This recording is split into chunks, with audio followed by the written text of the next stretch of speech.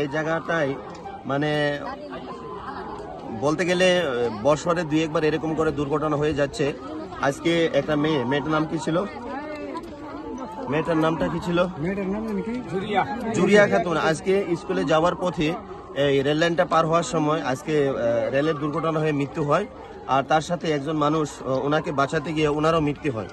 যা হোক, আমাদের সমস্ত রাজ্যের একটাই দাবি যে আমাদের এখানে হয়তো রাস্তাটা করে দেওয়ার জন্য আমাদের গ্রামবাসী, আমাদের এই অঞ্চলের বিভিন্ন সময় এই নিয়ে রেলওয়ে বিভাগকে আমরা বারবার আমরা নথিপত্র দেওয়া হয়েছে, কিন্তু আমাদের কোনো কানহার দেয়নি।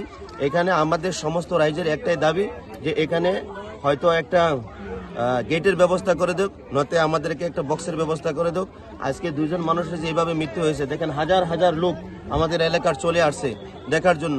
আজকে বারবার কি আমরা এই ধরনের নাটক দেখব? আমরা রেলওয়ে পক্ষকে একটাই দাবি জানাচ্ছি যে আমাদের এখানে যাতায়াতের ব্যবস্থাটা আমাদের করে দিতে হয়।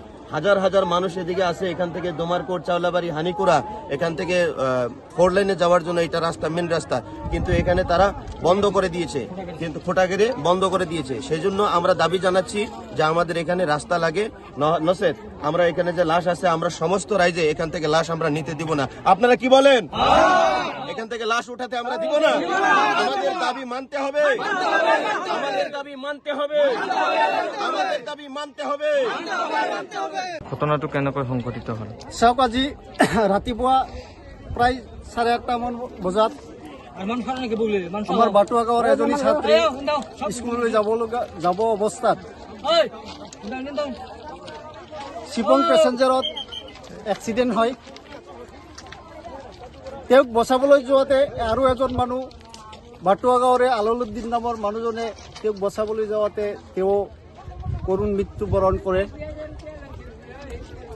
এনেকুৱা ঘটনা আগে পাছে হৈ আছে ইয়াত। আমাৰ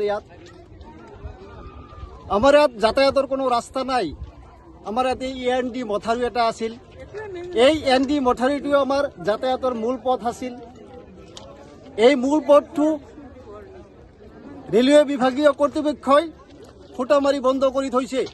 আজি আমি ইয়াতে লাখ লাখ মানুহ উত্তৰৰ পাহাৰৰ পৰা আৰম্ভ কৰি দক্ষিণ অঞ্চললৈকে এই ৰাষ্ট্ৰীয় ঘাইপথত যাবলগীয়া ৰাস্তা, মূল ৰাস্তা হ'লে এইটো আমাক বন্ধ কৰি থোৱাৰ কাৰণে আমি ৰেল লাইনৰ ইপাৰে সিপাৰে পাৰ হ'বলগীয়া হয়, বিশেষ কাৰণত যাবলগীয়া হয়। আজি স্কুলত যোৱা অৱস্থাত এই ছাত্ৰীজনীৰ কৰুণ মৃত্যুবৰণ কৰিছে।